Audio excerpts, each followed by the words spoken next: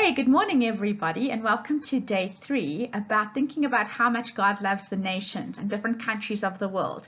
And we're looking at countries that we would never normally get to know about because they're not very easy to get to, or people choose not to travel there for various reasons. And so people don't really know a lot about the countries that I've chosen. And to be honest, today's country, I don't think I had really ever even noticed the name of it. So it's called Turkmenistan. And what's interesting about Turkmenistan is that it's one of the least traveled to countries on the planet. And it's not that there's nothing to see or do there. It's more because the government control their visa process. So if you want to travel to another country, you need to get a stamp in your passport from that country saying that you're allowed there. But this is very, very difficult to get. And so they generally don't have more than 10,000 people coming into a country in a whole year, which is very little compared to other countries where there are lots of tourists. So not a lot is known about this country because there aren't a lot of people coming back to their own countries and telling the interesting stories. So it was quite fun for me to do a bit of research on it and to give you some of the gems about this country that make it interesting. And also just to get a heart for the country and to develop some kind of love for the things that God loves. Not everything about a country God loves, because some of the things that people choose to do go against his name and his will, such as different religions and so on. But we can still learn a lot from finding out what makes them tick and what makes them unique to the countries around them. So apart from it being one of the least traveled to countries, the other very fascinating thing is that 70% of the entire country is made up of desert.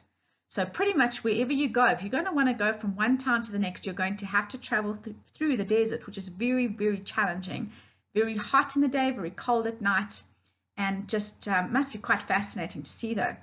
Then, if you take a look at the little picture there on the left-hand side, you'll see that the size of the people, how small they are next to that crater. Well, it was always believed, other people have thought that it looks like a natural crater in the earth. Turns out it's not natural at all. Nearly 50 years ago, next year in 2021, it would be 50 years ago, some geologists were digging for the natural gas into the earth. But unfortunately, all of their machinery collapsed into the hole that they had dug. And so in order for them, they thought instead of just leaving their machinery there, they had better light it up with a flame so that it would burn out and then they wouldn't have caused any damage.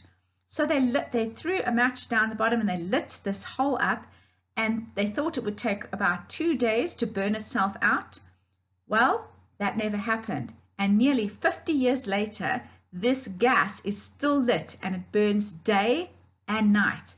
And so you can see the people there going to visit it. The heat is probably quite extreme, but a very fascinating thing to go and watch and just see this thing burn and burn and burn and burn. It is called the Dovaza gas crater. And just in case you want to explain it to anybody, you can say that it is man-made and it's not natural. Then, Turkmenistan, it says that it's the home to many of the Silk Road cities. Now what this means is it's on the way from China all the way to the east towards the west.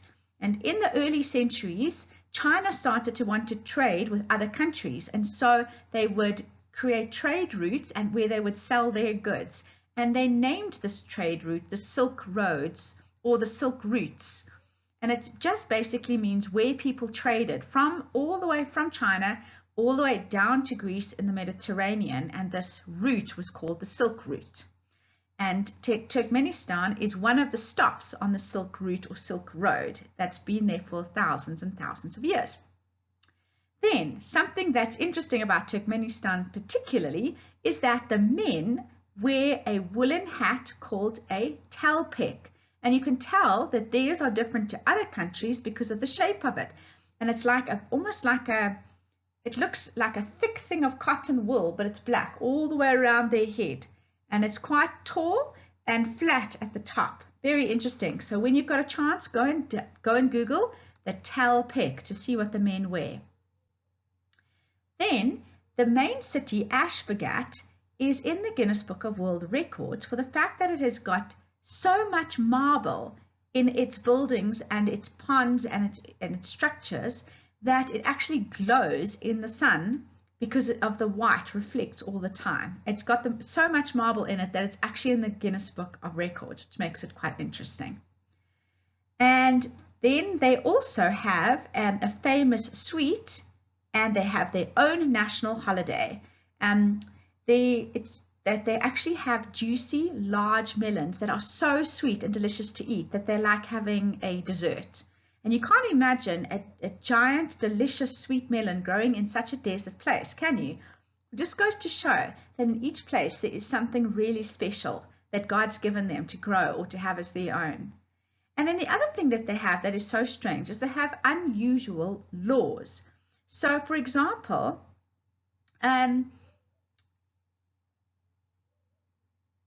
they weren't allowed to have opera, they weren't allowed to have gold fillings in their teeth, and they were not allowed to wear spandex or lycra. And those were actually put into their laws, if you can believe it. How interesting is that? So I've just got those 10 facts, which is why I'm looking down all the time, because I'm looking at their website. But it's very, very interesting. I've never known a country to ban spandex before. They obviously are not big in terms of cycling and swimming, because our swimming costumes and all of that have that kind of material in it that makes it stretchy. So it's quite funny, hey? And no opera either. I think some of you might be relieved about that, but my mom would be really sad. Anyway, everyone, that's something that we've just learned about, a new country called Turkmenistan, and it's a place that God loves the people there. He created them to be just the way that they are. He knows about their desert. He gave them those sweet melons to eat, and He loves them. And He wishes that all people from Turkmenistan could be saved. So let's take a moment once we finish this devotion to sit with God for a bit and pray for the people of Turkmenistan, that they would get to know Him. And maybe that somebody one day would listen to this devotion and have a heart for this place and want to go and live there to take the gospel to those people. Wouldn't that be amazing? All right, everybody, that's it for today. Bye for now.